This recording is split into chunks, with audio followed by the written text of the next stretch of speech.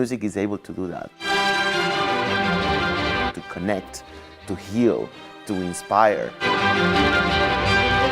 Well, 91 years ago, somebody was crazy enough to, or passionate enough. I mean, passion and craziness goes together, to create an orchestra, a symphony orchestra in the middle of the desert. That crazy and passionate decision to start the Tucson Symphony Orchestra was made by Camille van Hulst. The Belgian-born pianist and composer came to the dry climate of Tucson in the 1920s, a story he told many years later to a current member of the symphony staff. I was gassed in World War I, and the doctors didn't think I was going to live. So they said, you need to go somewhere with a dry climate. That eventually led Van Hulst to Tucson and eventually led to the formation of the Symphony Orchestra. Its first concert, under the direction of Van Hulst, was on January 13, 1929.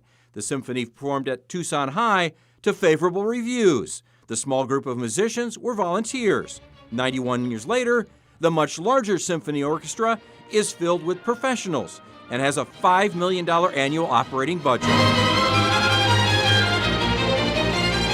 The current conductor and music director is Juan Luis Gomez, who admits to sometimes feeling the pressure of those 9 decades. I feel lucky, but also you feel those 91 years in your shoulders, you know, and that's exciting. I take that as an incredible privilege and honor. Venezuelan-born, Gomez has been music director and conductor of the TSO since 2016.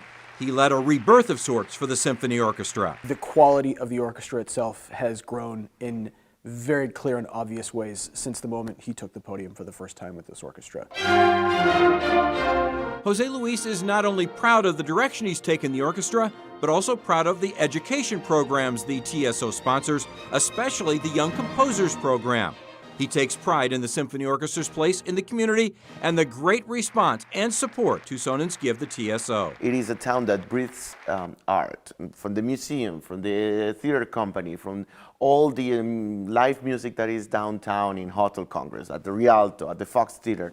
And so therefore this fantastic dynamic that Tucson has towards arts reflects also to the symphony. Ironically, the Tucson Symphony headquarters are in the old KGUN 9 studios on 6th Avenue.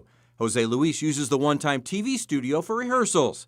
It's easy to see why he won first prize in the prestigious International Conductors Competition in Frankfurt in 2010. So you have, as you look at this, you have a global idea.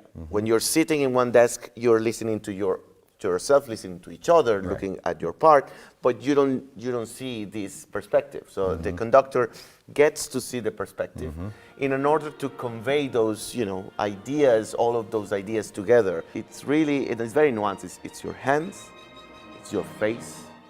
You have to also, you become like a little bit like an actor. You have to give a lot of inputs also with your eyes. It might be strange that you think that you don't have any instrument to play with, but your instrument is the orchestra. Thank you so much for the time. Thank you. It's a pleasure meeting you, an honor, and the Tucson Symphony Orchestra is absolutely Arizona. Thank you, Jose.